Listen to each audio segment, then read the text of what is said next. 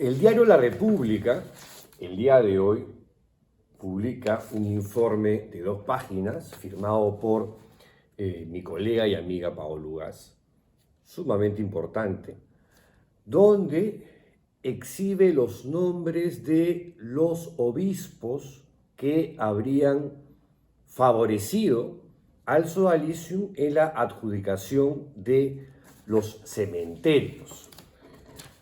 Y se pregunta, ¿cuál es la relación de los cementerios del sodalicio con los obispos de Lurín, Carlos García Camader, de Arequipa, Javier del Río, de Tacna y Moquegua, Marco Antonio Cortés Lara, de Ica, Monseñor Héctor Eduardo Vera Colonna, de Piura, José Antonio Eguren, entre el 2006 y el 2024, porque Eguren fue eyectado por el Vaticano.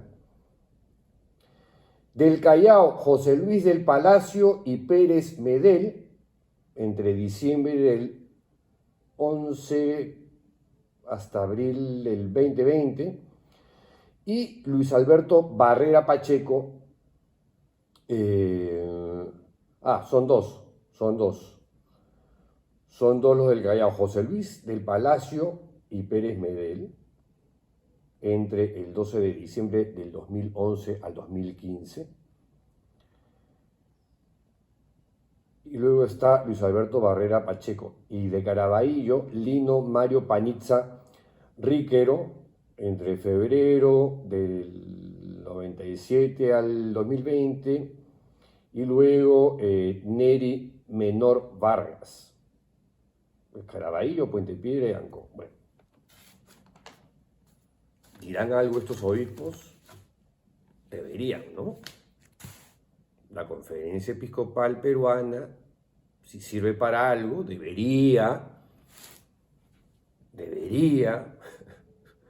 exhortar a estos pastores para que expliquen, pues, qué pasó ahí.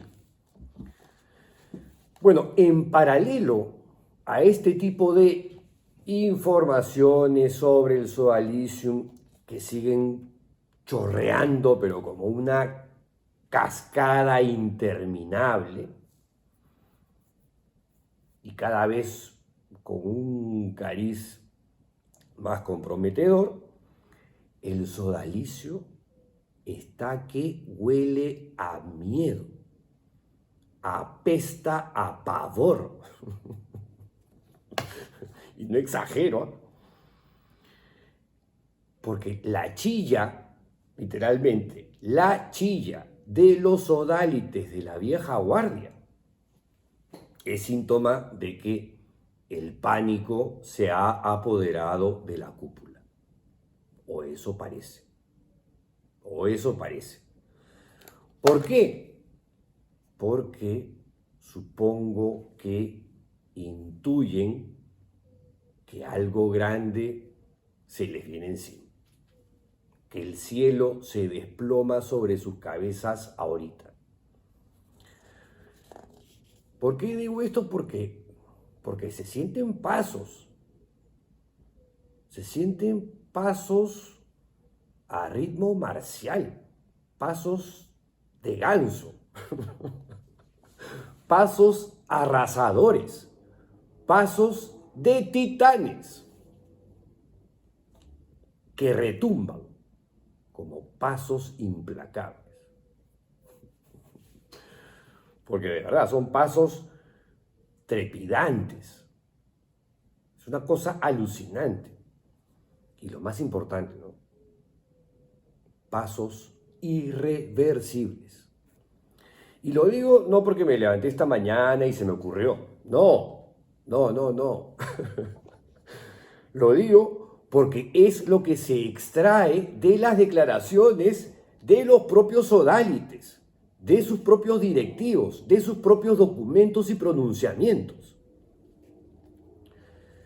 Y ahí sabemos que, por confesión de parte, lo que se avecina es una razzia de alto impacto. O sea, la caída de figurones de alto vuelo en esta institución. Si eso ocurre, no sabemos cuándo, pero si eso ocurre, y todo pareciera indicar que eso va a ocurrir, el paso siguiente, el paso previsible a continuación, sería la supresión del sodalicio, la disolución de la fundación de Luis Fernando Figari. Y acá, adelantándonos un poquito a ese escenario todavía utópico, ¿no? Pero que es, en mi pequeña opinión, una hipótesis válida, y como toda hipótesis válida, creo que está anclada en la realidad, en los hechos que vienen ocurriendo ya desde hace meses, como un efecto dominó. Claro, todos pensaban que esta cosa terminaba en Figari y se encapsulaba en Figari y el Sodalicium quería que se quedara encapsulado en Figari, pero no. Todo parece indicar que la cosa va hasta el final. Ahora bien, si eso es así, ¿no? Poniéndonos en el escenario de al día siguiente, ¿qué pasaría si efectivamente el Vaticano, el Papa Francisco, decide cerrar, ponerle candado a esa institución sectaria y de características mafiosas? ¿Qué pasaría? Bueno, ahí hay varias preguntas que deben comenzar a plantearse, ¿no? Por ejemplo, ¿qué va a pasar con las universidades del sodalicio? ¿Qué va a pasar con los colegios del sodalicio? ¿Cómo va a manejar el Vaticano esta situación inédita? Inédita, por lo pronto, para el Perú. Ahora bien, me ha llegado la información por más de una fuente de ex correligionarios míos en la secta que ya están pensando o estarían pensando, en caso no sea cierto, ¿no?, en una alternativa que se le habría ocurrido a una de las cabecitas y mentes brillantes de la institución, algún sodalite de la cúpula, y que estarían barajando lo siguiente: que tras el hundimiento del Titanic buscarían, cual Leonardo DiCaprio, aferrarse a un madero, a algo, ¿no? A un madero salvador. Y ese resto del naufragio sería nada más y nada menos que el MVC, el Movimiento de Vida Cristiana. El Movimiento de Vida Cristiana, para más señas, para más INRI, es una asociación internacional de fieles de derecho pontificio que fue aprobada en el año 1994 por el pontífice polaco Karol Wojtyła, Juan Pablo II, el santo, y que fue ideado en su momento, en los 80s, por el candidato a santo Germán Doig Klinge, quien era el número 2 de a bordo del sodalicio de Vida Cristiana, y que se reveló que era un pederasta de nota, como Luis Fernando Figari y otros sodalites denunciados en mitad monjes, mitad soldados, que han aparecido en la comisión investigadora del Congreso, entre otras publicaciones. Bueno, en teoría, una asociación internacional de fieles de derecho pontificio, como el MBC, en teoría, tiene cierta autonomía. Pero el MBC es claramente, objetivamente, un apéndice del sodalicio. Porque eso es una prolongación del sodalicio, una extensión del sodalicio. El MBC es un anexo del sodalicio, una extremidad más, uno de sus miembros, no sé cuál, uno de sus dominios, si no se entendió. O sea, el MBC es territorio sodalite. En consecuencia, si me preguntan, carisma no tiene. Dicho esto, uno podría preguntarse también si disuelven, si suprimen al sodalicio, ¿qué va a pasar con las otras fundaciones? El MBC, las siervas del plan de Dios, las fraternas, entre las principales. ¿Caerán con el sodalicio o sobrevivirán al sodalicio? ¿Se les perdonará la vida? Son preguntas que, digamos, no se han hecho todavía. Camila Bustamante, periodista chilena, en su momento publicó un libro súper importante, Siervas, sobre los abusos dentro de esta fundación de monjitas de Luis Fernando Figay, donde se replicaba exactamente el mismo ADN de su fundador, de sus fundadores, en las monjitas. La misma cultura de abuso de poder.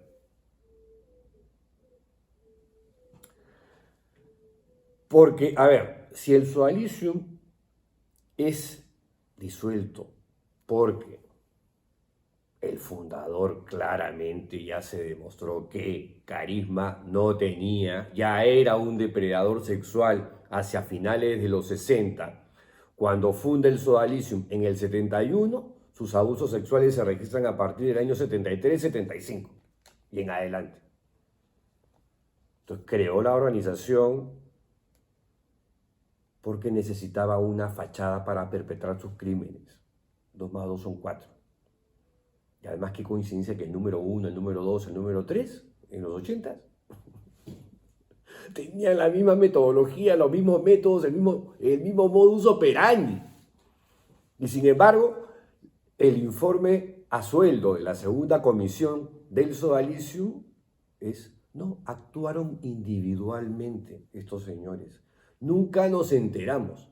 Nos enteramos de la cultura de abuso de poder recién en el 2015 con la investigación mitad monjes, mitad soldados. ¿Así? Y las denuncias del año 2000 de José Enrique Cardó y las denuncias de Cecilia Valenzuela en el año 2001 y las denuncias de Héctor Guillén en el 2002 y así podemos continuar.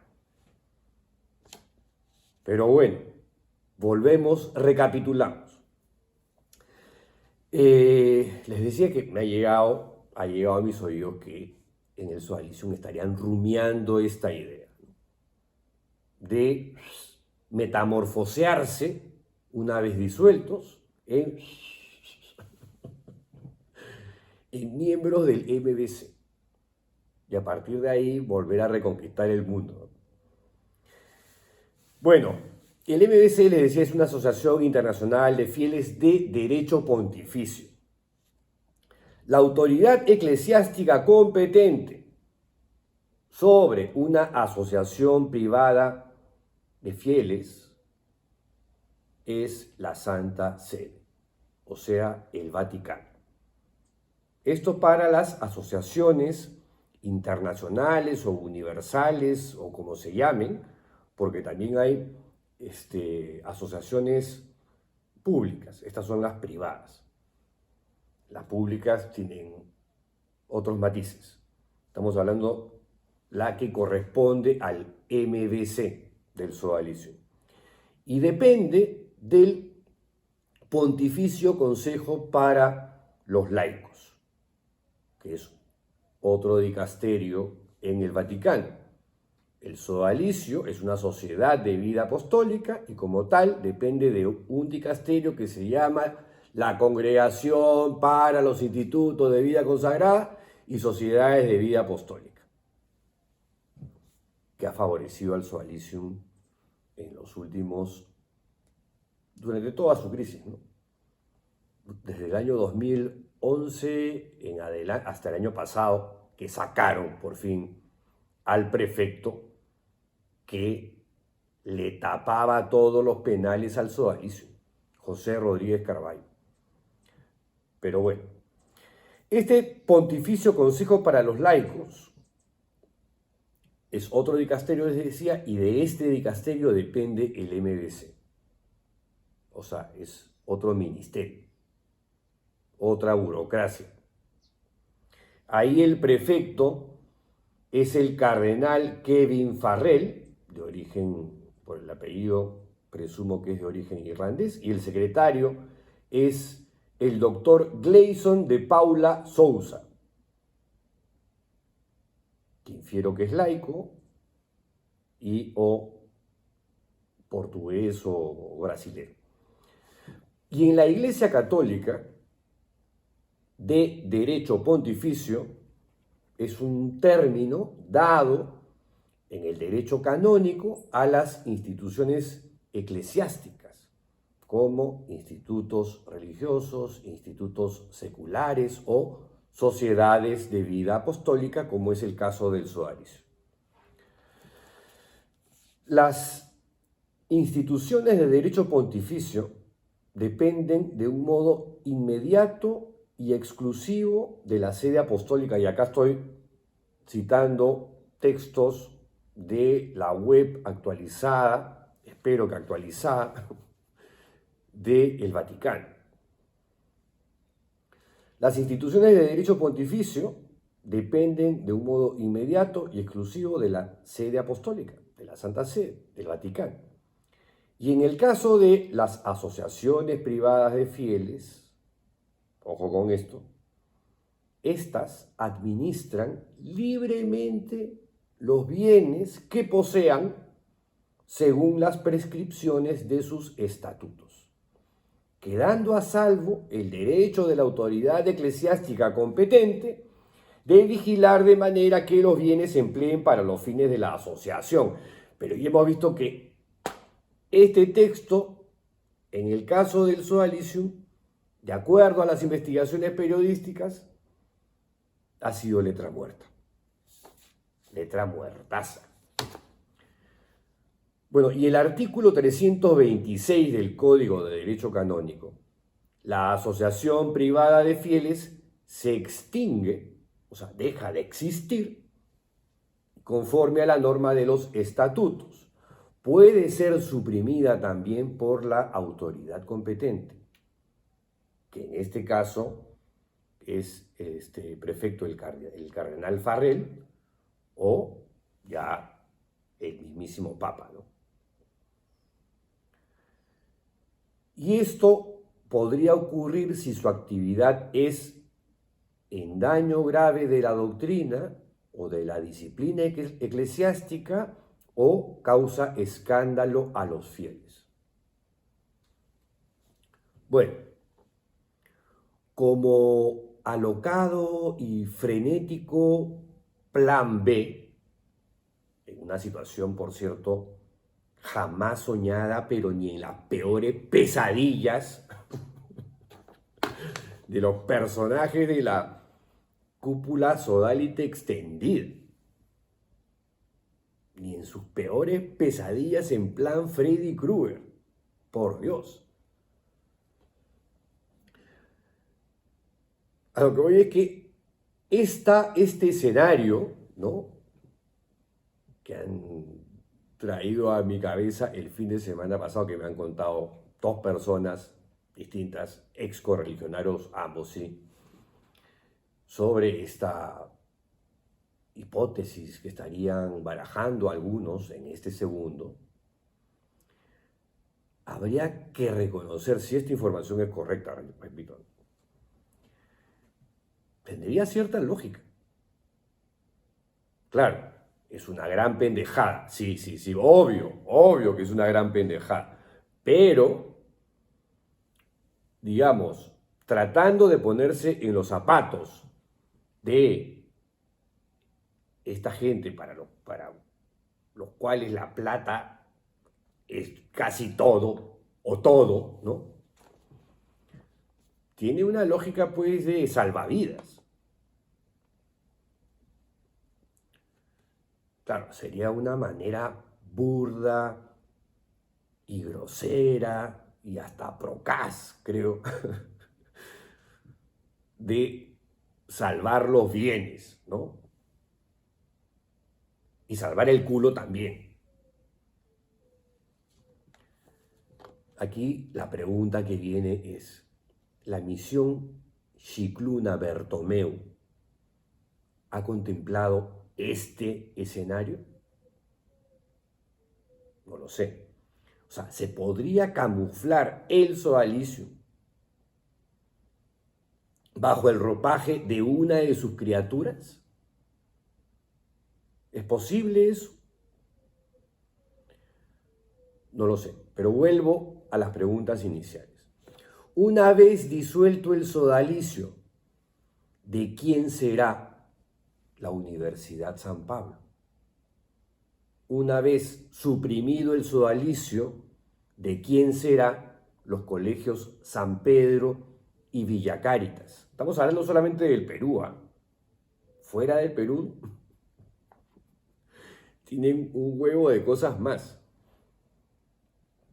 ¿Y cómo piensan enfrentar, por ejemplo, las asociaciones de padres de familia de los colegios San Pedro y Villa Cáritas esta humillante situación de ocurrir, ¿no?